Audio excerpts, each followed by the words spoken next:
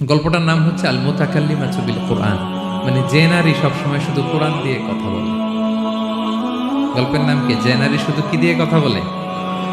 কোরআন দিয়ে কথা বলে। হজ করে ফিরতেছেন, হঠাৎ দেখেন এক বৃদ্ধা মহিলা, বয়স্ক মহিলা চাদর গায়ে দিয়ে শুয়ে আছে। তো এটা অনেক বড় একটা কনভারসেশন, আমি কনভারসেশনটা আপনাদেরকে শুনে। উনি কাছে গেলেন, যে সালাম দিলেন, আসসালামু আলাইকুম রাহমাতুল্লাহ।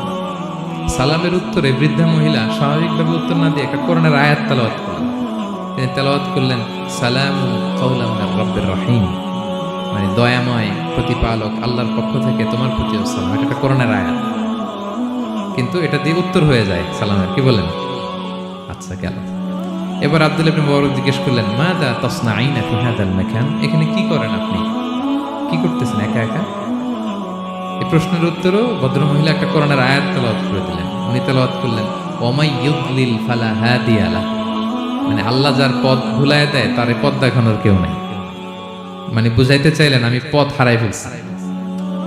কি বুঝাইতে চাইলেন? পথ হারাই ফেলছি, মানে উনি এমনভাবে কোরআনের আয়াত চুজ করে যাতে উত্তর হয়ে যায়। তো এবার উনি জিজ্ঞেস করলেন, আইনা তুরিদিন, তো পথ হারাই ফেলছেন তো বুঝলাম, আয়াত থেকে এটা বোঝা যায়, তো আপনি কোথায় যাচ্ছেন? ডেস্টিনেশন কোথায়? উনি আবার একটা আয়াত তেলাওয়াত করলেন, সুবহানাল্লাযী আসরা বিআবদিহি লাইলাম মিনাল মাসজিদিল হারামি ইলাল মাসজিদিল আকসা।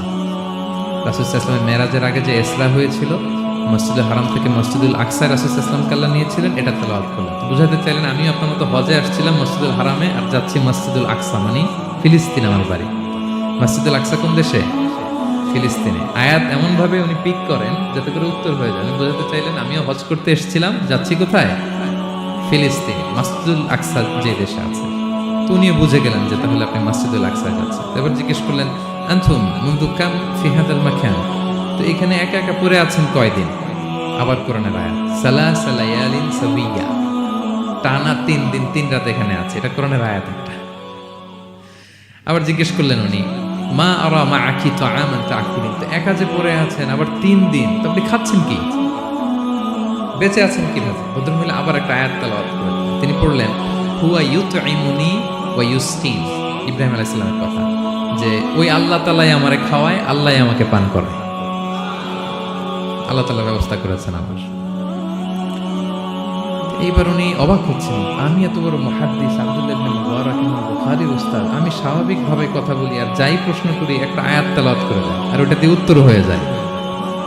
কি মহিলার সন্ধান পেলাম? তো উনি বলতেছে, ফাবি আইয়ি শাইইন তাতাওয়াদ্দাইন, 3 দিন যে এখানে আছেন মরুভূমির বালুর মধ্যে, ওযু করেন কিভাবে? উনি আবার একটা আয়াত তেলাওয়াত করলেন, ফা ইন লাম তাজিদু মাআন ফাতায়াম্মামু সাঈদান তাইয়্যিবা।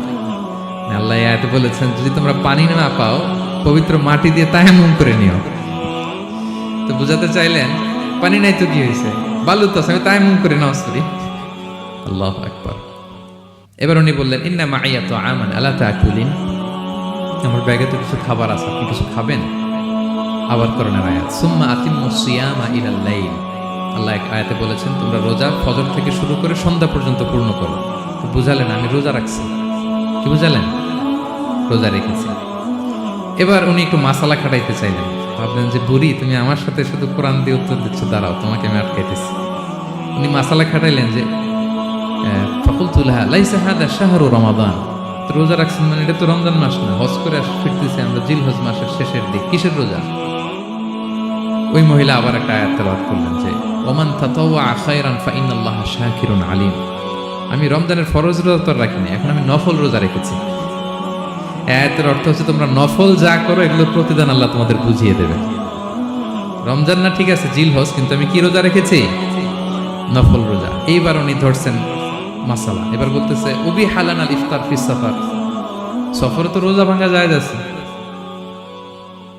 রোজা তো ভাঙা যায়, খান একটু।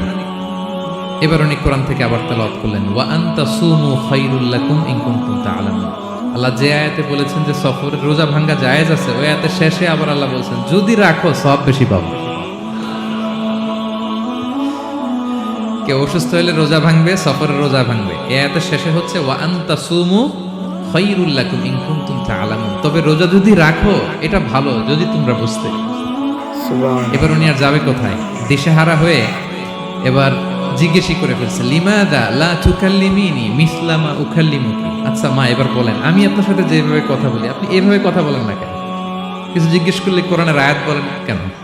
আমি কথা বলতেছি, আপনি আমার সাথে এভাবে কথা বলেন। কিছু জিজ্ঞেস করলে কোরআনের আয়াত কেন? এটার উত্তরে উনি আরেকটা কোরআনের আয়াত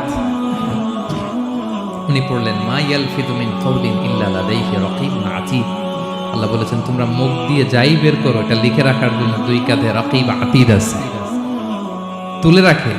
তার মানে আমি যে তোমার সাথে কথা বলতেছি প্রত্যেকটাই তো রেকর্ডেড হয়, রেজিস্টার্ড হয়।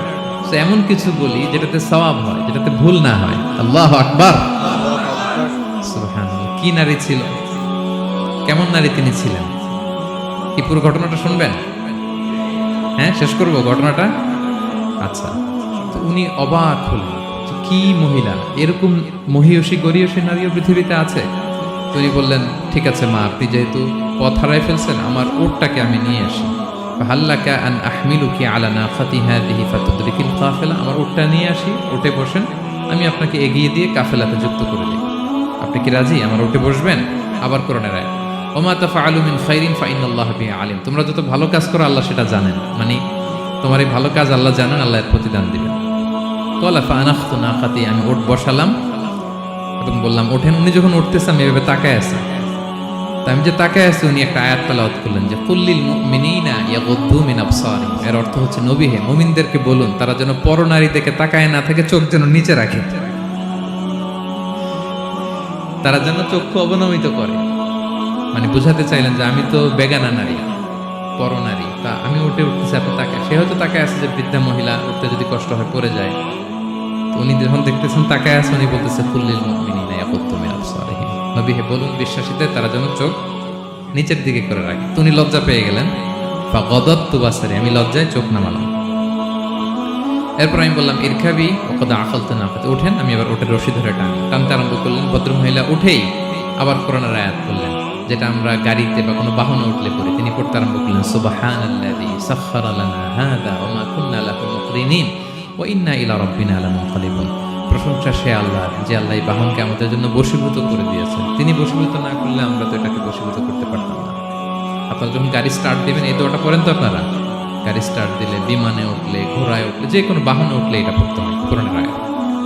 তিনি বললেন, আমি এবার উঠলাম, ওটের জিমাম ধরে টানতে লাগলাম, আর একটু হই হই শব্দে ওট চালাতে লাগলাম, যাতে করে তাড়াতাড়ি যাওয়া যায়। উনি কোরআনের আয়াত বললেন, ওয়াকসিদ ফি মাশিক ওয়াগদুদ মিন সাউতিক। কোরআনের আয়াত মানে তোমার চলার ক্ষেত্রে তুমি মধ্যম পন্থা অবলম্বন করো, আর গলার সাউন্ডটা একটু ছোট করো। এটা কিন্তু লোকমান হাকিম তার ছেলেকে বলেছিলেন যে, বাবা তুমি যখন হাঁটবে মধ্যম পন্থায় হাঁটবে, আর শাউট করবে না, নয়েজ করবে না, কণ্ঠটাকে নিচু করবে। এই আয়াতটা উনি পড়ে দিলেন। মানে বুঝাতে চাইলেন, আপনি হাজি মানুষ, হজ করে আসছেন, এইভাবে যাচ্ছেন কেন? আপনি স্লোলি যান। ফাজাআলতু আমশি রুয়াইদান ওয়া আতারান্নামু বিশ-শা'র। এরপর আমি আস্তে আস্তে যেতে লাগলাম আর কবিতা আবৃত্তি করতে লাগলাম। আরবদের অভ্যাস ছিল, তারা শত শত লাইন কবিতা মুখস্থ পারত। দিনকে দিন মরুভূমিতে চড়তো আর কবিতা পড়তো। আমি কবিতা গুনগুন গুনগুন করে কবিতা পড়তেছি আর যাচ্ছি। এই মহিলা পিছন থেকে আয়াত তেলাওয়াত করলেন আবার, ফাকরাউ মা তায়াসসারা মিনাল কুরআন। মানে কোরআনের যেখান দিয়ে সহজ লাগে ওইখান দিয়ে পড়েন। মানে বুঝাতে চাইলেন কবিতা পড়লে কি লাভ, আপনি কোরআন পড়েন। উনি আবার লজ্জা পেয়ে কোরআন পড়তে আরম্ভ করলেন। এবার যেতে যেতে যেতে যেতে যে কাফেলা থেকে উনি মিসিং, যে ক্যারাভেন থেকে মিসিং, ওই ক্যারাভেনের সাথে যুক্ত হলেন। এবার জিজ্ঞেস করলেন যে, হাদিহিল কাফেলা মান লাকি ফিহা, এই তো আপনার কাফেলা, এখানে কে আছে আপনার, কেউ আছে? আবার কোরআনের আয়াত, আল মাল ওয়াল বানুনা জিনাতুল হায়াতিদ দুনিয়া, অর্থাৎ সম্পদ, সন্তান, এগুলো আল্লাহর দেয়া নেয়ামত। এটা দিয়ে বুঝাতে চাইলেন, হ্যাঁ আমার কিছু সন্তানাদি আছে। উনি বুঝতে পারলেন, ফাআলিমতু আন্নাল্লাহা আওলাদান ফিহা, আমি বুঝলাম যে ওনার সন্তান সন্ততি এখানে আছে। এবার একটা চান্স পেয়ে গেছে আব্দুল্লাহ ইবনে মুবারক। কি পেয়ে গেছে? উনি মনে মনে ভাবলেন, ওনার ছেলেদের নাম কি, এটা জিজ্ঞেস করি, তাইলে তার উত্তর দিতে পারবে না। সুন্দর না প্রশ্নটা? এবার উনি বলতেছে, ফাকুলতু লাহা মা আসমাউ আওলাদিক, মা এবার একটু বলেন তো আপনার ছেলেগুলোর নাম কি? কি জিজ্ঞেস করলেন? এটা তো আর নান্টু বল্টু সল্টু তার কোরআনে পাওয়া যায় না। আমরা নাম রাখি কি? সল্টু বল্টু। সল্টু বল্টু কোরআনে আছে? নাই। তো উনি এবার চান্স নিলেন, এবার জিজ্ঞেস করে আপনার ছেলের নাম কি? এইবার আর উত্তর থাকবে না, অনেকক্ষণ আমার সাথে করছেন। তো জিজ্ঞেস করতেছে লাহা ওয়ামা আসমাউ আওলাদিক, আপনার ছেলেদের নাম কি একটু বলেন তো। এই প্রশ্নের উত্তরে উনি 3টা আয়াত তেলাওয়াত করছেন। এতক্ষণ তো একটা, এখন কয়টা? এখন 3 নম্বর গিয়ারে চালাইতেছে। উনি প্রথম আয়াত তেলাওয়াত করলেন ওয়াত্তাখাযাল্লাহু ইব্রাহিমা খলিলা, এরপরে বললেন ওয়া কাল্লামাল্লাহু মূসা তাকলিমা, সবশেষে বললেন ইয়া ইয়াহইয়া খুযিল কিতাবা বিকুওয়া। আল্লাহু আকবার। আমি ইব্রাহিমকে খলিল হিসেবে নিয়েছি, মুসাকে কালিমুল্লাহ বানিয়েছি, এবং ইয়াহইয়াকে বলেছি হে ইয়াহইয়া তুমি তাওরাত কিতাবকে শক্ত করে ধরো। তার মানে বুঝাতে চাইলেন আমার বড় ছেলের নাম ইব্রাহিম, পরের ছেলের নাম মুসা, ছোট ছেলের নাম ইয়াহইয়া। সুবহানাল্লাহ পড়বেন না? সুবহানাল্লাহ। কিনারে ছিলেন, কোরআনের বাইরে যেন যাওয়া না লাগে, কোরআন থেকে ছেলেদের নাম চুজ করে রাখছেন। ছেলেদেরকে ডাকলে এই নামেই ডাকেন। এরপর ছেলেদেরকে ডাকলেন কোরআনের আয়াত পড়ে ফাবআসু আহাদাকুম বিওয়ারিকিকুম হাদিহি ইলাল মাদিনাতি ফালইয়ানজুর আইয়ুহা আসকা তুআমান ফালইয়াতিকুম বিরিজকিন মিন। এটা সূরা কাহফের একটা আয়াত। গুহাবাসী 7 জন যুবক যখন ঘুমিয়ে পড়েছিল, 309 বছর পরে যখন জেগেছিল, একজনকে টাকা দিয়ে বলেছিল যাও তুমি কিছু খাবার নিয়ে আসো। এই আয়াত বুঝাইয়া তিনি ছেলেদের বুঝাইলেন যে মেহমান আসছে, কিছু নিয়ে আসো খাবার, আপনারা খাওয়াইতে হবে। আমি অনেক হেল্প করছে আমাকে। তো ছেলেরা খাবার নিয়ে আসলো। খাবার দেওয়ার পরে মহিলা আবার কোরআনের আয়াত কুলু ওয়াশরাবু হানিআম বিমা আসলাফতুম ফিল আইয়ামিল খালিয়া। এটা আসলে আল্লাহ তাআলা জান্নাতীদেরকে বলবেন। আমরা যখন জান্নাতে ঢুকবো আল্লাহ বলবে কুলু ওয়াশরাবু হানিআম বিমা আসলাফতুম ফিল আইয়ামিল খালিয়া। এই দুনিয়াতে এত জুলুম নির্যাতনের শিকার হয়েছে, এত নেক কাজ করেছো, প্রতিদান হিসেবে আজকে জান্নাতের এই নাজ নেয়ামত ভোগ করো।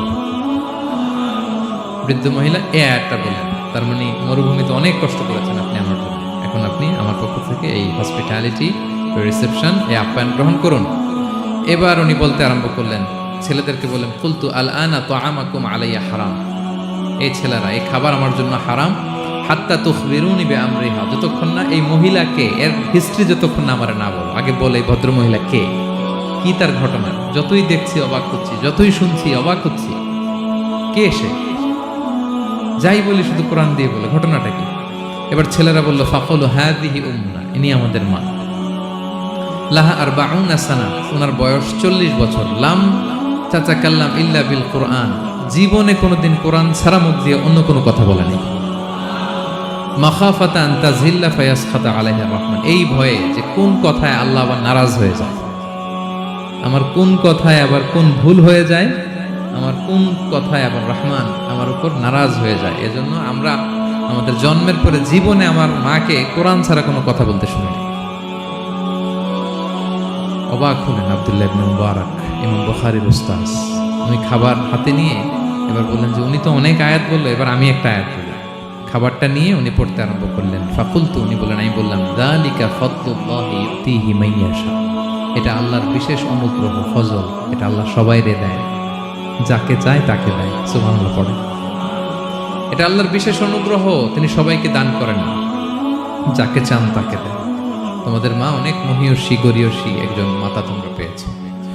এই হচ্ছে ঘটনাটা। আল মুতাকাল্লিমাতু বিল কোরআন, যে নারী তার জীবনের পুরো সময়টা শুধু কোরআন দিয়ে কনভারসেশন করেছেন, কথা বলেছেন। যেই প্রশ্নই তাকে করা হয় কোরআন থেকে বলতেন, কারণ আল্লাহ বলেছেন মা ফাররাতনা ফিল কিতাবি মিন শাই, এই কিতাবে আমি কোনো কিছু বাকি রাখি নাই। মানব কল্যাণের, মানব প্রয়োজনীয়, হিউম্যান ডিমান্ড যা দরকার সব আল্লাহ বলে দিয়েছেন। তিবিয়ানান লিকুল্লি শাই, সবকিছুর সুস্পষ্ট ব্যাখ্যাই করা হয়েছে। আল্লাহ বলেন লাউ আনসালনা হাদাল কুরআনা আলা জাবাল ফারাআইতাহু খাশিআম মুতাসাদ্দিআম মিন খাশিয়াতিল্লাহ, এই কোরআনকে আমি পাহাড়ে নাজিল করলে পাহাড় চূর্ণ বিচূর্ণ হয়ে যেত। আলাস্কা মাউন্টেন রেঞ্জ, আল্পস পর্বতমালা, মাউন্টেন এভারেস্ট ভেঙে চুরে